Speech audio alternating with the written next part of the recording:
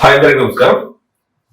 పవన్ కళ్యాణ్ గారికి ఇటీవల కాలంలో భుజానికి శస్త్రచికిత్స జరిగిన నేపథ్యంలో ఆయన మళ్ళీ దీనికి సంబంధించిన ప్రకృతి వైద్యం కోసం కేరళ వెళుతున్నట్టుగా సమాచారం.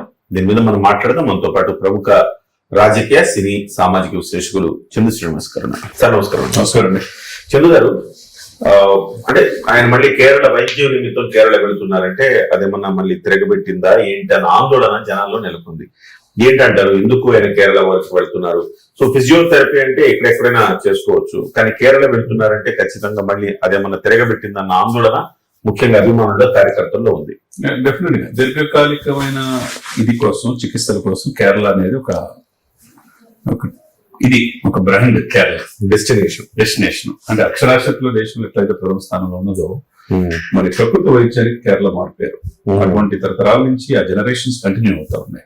అదేదైనా కానీ పవన్ కళ్యాణ్ గారి ఆరోగ్యం మీద కేరళలో చాలా భయాందోళన ఉంది. ఎందుకంటే ఒకప్పుడు సైనస్ సర్జరీ జరిగింది, ముప్పలో మనం చూసాం.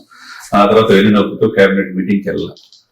మూడోసారి రొటేటర్ కప్ గాయం అని చెప్పేసి ముంబై కోకిలవిన్ హాస్పిటల్కి వెళ్ళారు. వాళ్ళు 2 నెలల పాటు రెస్ట్ తీసుకోమని చెప్పారు. రెస్ట్ తీసుకుంటాడేమో అనుకున్నాం. 2 రోజుల్లో మళ్ళీ కార్యక్షేత్రంలోకి వెళ్ళిపోయాడు. ఎందుకంటే తన ఆరోగ్యం కూడా కాపాడుకోలేదు సార్. ఏదైనా ఆరోగ్యం ఉంటే మనం ఏదైనా చేయగలుగుతుంది కదా. కానీ ఆయన ఏంటంటే ఆరోగ్యం కంటే దీనికంటే ప్రజల ప్రేమాభిమానాలు ఎక్కువ ఆయనకి. ప్రజల యొక్క సుఖ సంతోషాలతో ఉండాలా, వాళ్ళ కోసం కష్టమైన భరిస్తామనే ఆలోచనతో దశాబ్దం పైన ఆయన ఎప్పుడు భరించాడు. ఇప్పుడు మరి రెస్ట్ తీసుకోకుండా మొన్న చూస్తే మనం కాకినాడలో జెండా ఎగరేసినప్పుడు పట్టేసింది చెయ్యి, పాపం ఇట్లా అంటే బాధ వేస్తుంది. కాబట్టి ఆయన ఆరోగ్యంగా ఉంటే ఆయన 20 రాష్ట్రాల సంపద కాదు, మనం ఎప్పుడు చెప్పుకుంటాం ఆయన జాతీయ సంపద. మోదీ గారు కూడా ముందు ఆరోగ్యంగా ఉన్నాం. చంద్రబాబు నాయుడు గారు గవర్నర్లు ఇంటికి పలకరించినప్పుడు ఇప్పుడు మళ్ళీ నెత్తి తిరగబెట్టి జనం వచ్చేసింది.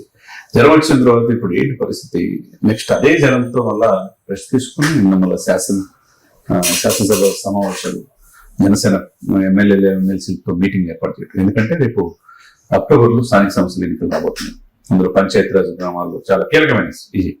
దాంట్లో పోటీ చేయాలా, బలవన్న స్థానాలంటూ పోటీ చేయమని చెప్పేసి ఇన్స్ట్రక్షన్స్ ఇచ్చి 20 రోజులు నేను రెస్ట్ తీసుకోవడానికి వెళ్తున్నాను, మళ్ళీ ఎప్పటికప్పుడు నేను మీతో టచ్లో ఉంటానని చెప్పారటం జరుగుతుంది. సరే, కేరళ ఎందుకు వెళ్ళాడు అంటే ఈ రొటేటర్ కప్పు గాయం అయినప్పుడు దీన్ని ప్రకృతి వైద్యం ద్వారా ఒక మసాజ్ అట్లా. కేరళలో ఔషధాలు ఎక్కువగా నిలయం మనం చూసింది, అలపి పరిసర ప్రాంతాలు. కాబట్టి 20 రోజుల పాటు అది బాడీ అంతా మసాజ్ చేసుకొని చక్కగా చెయ్యి ఎక్కడైతే నొప్పి కండరాలు ఇదవుతున్నాయో, నొప్పి తిరగబెడతాము. అది ఆయిల్స్ ద్వారా, అక్కడున్న ఇది ద్వారా, నిపుణుల ద్వారా తగ్గే అవకాశం ఉంది. కాబట్టి ఇప్పుడు దిస్ ఈస్ రైట్ టైం. 20 రోజులు రెస్ట్ తీసుకుంటే మళ్ళీ ఈ చెయ్యి కూడా కొద్దిగా ఇది ఉందన్నమాట. ప్రజాక్షేత్రంలో ఉండాలంటే ముందు ఆరోగ్యంగా ఉండాలి. అందులో ఆయన సెల్ఫ్ డిఫెన్స్ ఇన్ని కూడా కరాటే అన్ని వచ్చు కాబట్టి ఆయన తట్టుకొని నిలబడుతున్నాడు. కాబట్టి తన ఆరోగ్యం కూడా తను చూసుకోవాలి. తన బిడ్డలు కూడా ఏ ఉంచకుండా డిపాజిట్లు తీసి 34 కోట్ల రూపాయలు కౌలు రైతులకు ఇచ్చిన వ్యక్తి ఆయన. సో ఆరోగ్యం కూడా కాదనుకుంటే, ఆరోగ్యంగా ఉంటే మనం ఏదైనా చేయగలం. ఆయన కోరిక ఆయన ఆంధ్రప్రదేశ్ ప్రజలు ఆయన ముఖ్యమంత్రి కావాలని కోరుకుంటున్నారు. కాబట్టి ముందు కేరళ 20 రోజుల పాటు ఆయన పూర్తిగా ప్రకృతి వైద్యం చేయించుకొని యథాతథ స్థితికి వచ్చేసి మన కార్యక్షేత్రంలోకి ముందుకెళ్లాలని మనం కూడా ఆకాంక్షిద్దాం. కానీ ఇక్కడ ఒక చిన్న పోలిక కంపారిజన్ అని కాకపోయినప్పటికీ ఇప్పుడు మాట్లాడుకోవాలి. కాకినాడలో ఆయన స్వతంత్ర దినోత్సవ వేడుకల్లో పాల్గొన్నారు. ఇప్పుడు జెండా వందనం చేయాలంటే, జెండా ఆవిష్కరించాలంటే ఖచ్చితంగా మీరు అన్నట్టుగా ఈ గాయం మళ్ళీ కాస్త ఇబ్బంది పెడుతుంది. ఈవెన్ దో ఆయనకున్న దేశభక్తి ఎలాంటిదంటే, అలాంటి సందర్భంలో కూడా ఆయన జెండా వందనం చేసి తీరాల్సిందే. కొన్ని పనులు మామూలుగా ఇట్లా వరకు పర్వాలేదు, ఇట్లా హ్యాండ్ పైకి ఎత్తాలి అనుకున్నప్పుడు ఖచ్చితంగా ఇక్కడ పెయిన్ వస్తుంది. సో అసలే పచ్చిగా గాయం ఉన్నప్పుడు మరింత ఇబ్బంది పెడుతుంది. సో అలాంటిది ఆయన ఆ కార్యక్రమంలో పాల్గొన్నారంటే ఆయనకున్న దేశభక్తిని మనము ఖచ్చితంగా ప్రతి సందర్భంలో జై హింద్ అని అంటారు, అలాగే దేశం బాగుండాలంటారు, దేశం ఫస్ట్ అంటారు, ఈ దేశ పౌరుడిగా అంటారు. ఇలాంటి జాతీయ భావన, దేశభక్తి ఆయనలో చాలా ఎక్కువగా చూస్తుంటాం. బహుశా నాకు తెలిసి ఏ రాజకీయ నాయకుల్లో కూడా అంత దేశభక్తిని మనం చూడలే. అంటే ఉండుండొచ్చు, దేశభక్తిని ఎగ్జిబిట్ చేయడం అంటే దాన్ని చూపించడం అనేది ఆయన చూపిస్తారు, 10 మందికి ఆదర్శంగా ఉంటారు. కానీ అదే సమయంలో సార్, నాకు ప్రధాన ప్రతిపక్ష హోదా ఇవ్వండి, నాకు హోదా ఇస్తేనే వస్తాను లేకపోతే రాను అని చెప్పి అసెంబ్లీ సమావేశాలు ఎగ్గొట్టి తిరుగుతా ఉన్న జగన్మోహన్ రెడ్డి గారు కనీసం జెండా ఎగరేయకపోవడం ఏంటి సార్? ఈయన ఇంత బాధలో కూడా జెండా ఎగరేయడానికి వెళ్ళారంటే ఈయన స్థాయి ఏంటి? ఆయన సరదాగా ఇంట్లో కూర్చొని పబ్జీ ఆడుకుంటున్నారని కామెంట్ చేస్తూ ఉంటారు అందరూ, మనకు తెలియదు అనుకోండి. సో ఆయన కనీసం జెండా ఎగరేయకపోవడం ఏంటండి?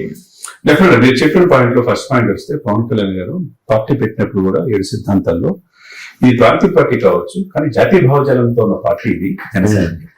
ఇప్పుడు 4-5 రాష్ట్రాలు విస్తరించి జాతీయ పార్టీగా జనసేన తీసుకెళ్లాలని ఆయన ఆకాంక్ష. మీరు జాతీయ భావజాలం అంటే ఏంటంటే కిరణ్ గారు మీరైనా నేనైనా నా ప్రాంతీయ భావజాలం, నా రాష్ట్రం, నా ప్రజలు అనేది కాకుండా ఈ దేశం బాగుండాలని కోరుకోవటం. ఆయన మోదీ గారు ఒక మాట అంటే నా కళ్ళలో నీళ్ళు వచ్చినాయి అని చెప్పి అన్నాడంటే, దేశం బాగుంటే మనం బాగుంటాం, 140 కోట్ల మంది బాగుంటారనే ఆకాంక్ష ఆయనలో ఉన్నది. కాబట్టి కులాల కలిపి సిద్ధాంతం ఆయన తీసుకొచ్చాడు. పర్యావరణ హితం కోసం పోరాడుతున్నాడు, దేశ సమగ్రత కోసం తప్పిస్తాడు. కాబట్టి ఆయన ఏ రాష్ట్రం వెళ్ళినా ప్రజల నిరాజనం కలుగుతుంది. అందుకని ఆయన కాబట్టి మీరు అన్నట్టు నెప్పి తగ్గదు మళ్ళీ తిరగబెట్టితే తెలిసి కూడా జెండా ఆవిష్కరించాడు ఆయన. అప్పుడు అది నాయకుడి లక్షణం. అదే సమయంలో మీరు అన్నట్టు జగన్మోహన్ రెడ్డి గారు జెండా 80వ స్వాతంత్ర దినోత్సవ రోజు జెండా ఎగరైపోవడం కూడా చాలా తప్పే. నాయకుడుగా అలా ఉండకూడదు. జెండా కూడా ఎగరైనంత విజయం ఉందండి, అంతే కదండి, అది తప్పే. కాబట్టి నాయకుడిని ఏం చేస్తున్నాడు అనేది ప్రజలు చూస్తూ ఉంటారు, ప్రజలు అభివృద్ధి చేస్తుంటారు. ప్రజలు చాలా తెలియగలరు అల్టిమేట్ గా. పవన్ కళ్యాణ్ గారు మన కోసం ఎందుకు చేస్తున్నారు, ఇది జగన్ ఎందుకు జెండా ఎగరేయలేదు, ఇవన్నీ కూడా ఉంటాయండి, అన్ని కూడా కౌంటర్ అబ్జర్వ్ చేస్తారు కదా జనం. అంటే ఒక జాతీయత, భారతీయత ఆ భావం లేని వ్యక్తికి నాయకత్వ పగ్గాలిస్తే మరి దేశం ఏ రీతిగా బాగుపడుతుంది? కాబట్టి జనం ఇవన్నీ అబ్జర్వ్ చేస్తూనే ఉంటారు. Thank you very much Srinivas గారు. మొత్తం మీద ఈ కంపారిజన్ అయితే గట్టిగానే కనపడతా ఉంది. పవన్ కళ్యాణ్ గారు ఏ స్థాయి నాయకుడు, ఎలాంటి నాయకుడు, జగన్మోహన్ రెడ్డి గారు ఎలాంటి నాయకుడు, చివరికి ఏపీపీఎస్సీకి డిఎస్సి కూడా తేడా తెలియని నాయకత్వంలో మనం 5 ఏళ్ల పాటు పరిపాలన మనకు జరిగిందంటే ఆశ్చర్యంగా ఉంటుంది. సో ఆ పరీక్ష ఎవరు నిర్వహిస్తారు, ఏ సంస్థ నిర్వహిస్తారు కూడా ముఖ్యమంత్రి తెలియకపోతే ఇంకేం అవగాహన ఉన్నట్టు ఆయనకి? ఆయన ఎట్లా పరిపాలన చేస్తున్నట్టు, ఒక్క ఛాన్స్ అని చెప్పేసి ఏం చేసినట్టు? కాబట్టి ఇవన్నీ కూడా మ్యాటరే, ఖచ్చితంగా ప్రజలు గమనిస్తూనే ఉంటారు. సో ఇవన్నీ మొత్తం మీద పవన్ కళ్యాణ్ గారి ఆరోగ్యం మరింత మెరుగుపడాలి. ఆయన మరింత ఆరోగ్యంగా ఆయన పుట్టినరోజు తర్వాత మళ్ళీ తిరిగి వచ్చే అవకాశం ఉంది. సో మరింత ఆరోగ్యంగా ఆయన మళ్ళీ తిరిగి వచ్చి ప్రజాసేవలో పునరంకితం కావాలని మనం ఆశిద్దాం, కోరుకుందాం.